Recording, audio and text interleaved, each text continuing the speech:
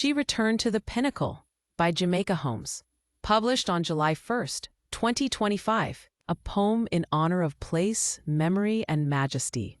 She stood where sea meets sky, crowned in gray and locked with pride, a queen of boardrooms long since won, now come home where the rivers glide. Years she gave to London rain, to glass towers and Tokyo trains, signed her name beside the flames of mergers, flights, and global gains. But now her feet kissed island soil, soft and red, like Aki bloom. No sirens here, no subway din, just cricket songs and room to swoon. I was born beneath these hills, she said, but I became myself in exile's stead, and now I return with soul intact to the pinnacle where roots react. She climbed the road of mango shade, past streams that laughed and palms that swayed, and there it rose, her promised land, etched in concrete, carved by hand. A fortress, yet not hard or stern, a place where candlelight can burn on limestone ledges, open decks, and glass that curves like nature's neck. A building not of steel alone, but soul, intention, glass, and stone. The sea hugged close, the mangroves bowed.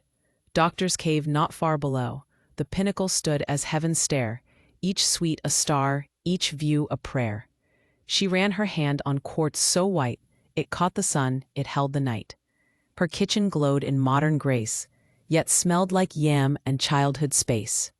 Soft closed doors and whispered walls, rain showers behind tiled halls, wooden floors. Smooth as her skin when she danced as girl in the Linstead wind.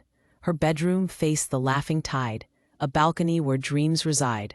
Lumens danced upon her fan, she exhaled, and life began. In New York, I had skyline glare, she mused, but here I breathe clean air. In Brussels, I bought golden name, but in Mobay, I feel my flame.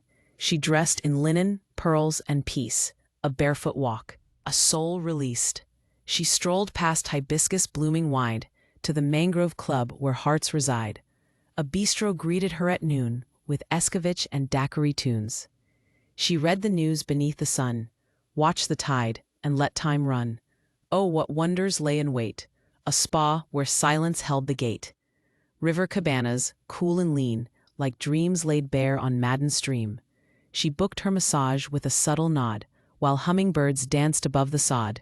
Salt air, citrus, oil of bay, washed her worries all away, and when twilight kissed the shore, she sipped fine rum, just one pour. The pinnacle, her final gift, not just a home, but a spiritual shift. Her grandkids came, from far and near, laughed and splashed, all joy and cheer. She watched them run by tennis courts, in places where her dreams had fought. This life, she said, is not just wealth. It's morning walks, it's soulful health, it's having staff who know your name, it's balance, joy, a different game. One morning, just before the light, she stood alone, no fuss, no fright.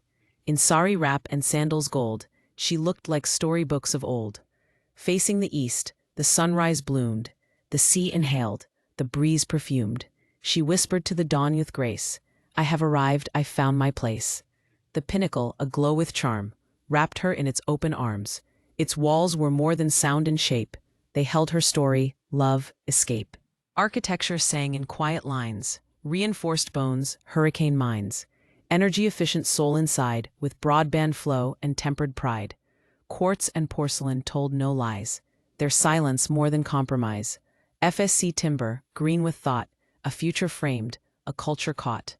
The gym? Her temple, cool and bright, with yoga mats in morning light. The concierge knew her moods, her pace, and always kept her fridge in place. On Sundays, she would host the crew, artists, scholars, cousins too. With sorrel wine and goat prepared, on terraces the sky had shared.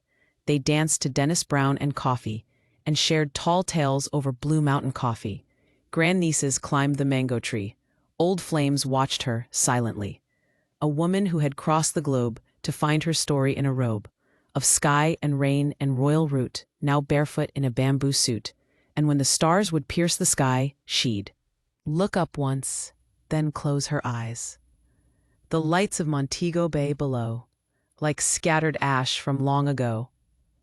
And the pinnacle, her sovereign throne, felt less like mortar, more like home.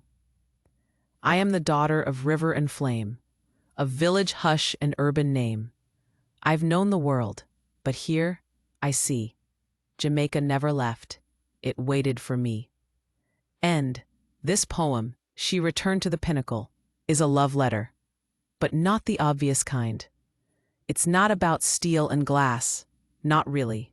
It's about homecoming, about architecture not merely as structure, but as sanctuary. It draws its soul from a woman, a matriarch, returning from a life built in skyscrapers and power suits, to the place her bones never forgot, Montego Bay, Jamaica. Now let's be clear. This isn't just about bricks and broadband. It's about memory, about legacy. The poem opens with a majestic figure, regal, locked hair, poised, standing where sea meets sky. And at once, we understand that the pinnacle isn't just a residence. It's a threshold, a spiritual border between a fast-paced corporate world and a quieter rhythm rooted in sunlight, sea air, and belonging. The structure she encounters isn't ostentatious. No flamboyance, no arrogance. It's confident minimalism, the sort of Caribbean modernism that says, I don't need to shout to be heard. And that is where the magic lies. Terrazzo floors, FSC-certified timber. Hurricane-resistant glass. Every material sings with restraint and reverence. But the brilliance of the poem is that it sees through these materials to what they represent. Stillness, thoughtfulness. A woman reclaiming her heritage not through sentimentality, but through design. Each architectural detail, quartz countertops, curated balconies, bespoke cabinetry, is translated as a gesture of welcome, a nod to her lifetime of accomplishment, but also a whisper, you can rest now.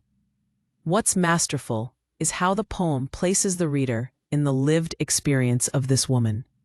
You don't just see the pinnacle, you feel it. You hear the hush of a soft close drawer, smell the salt air as it curls through open glass sliders, taste the peppered shrimp, sipped with aged rum from the Mangrove Club.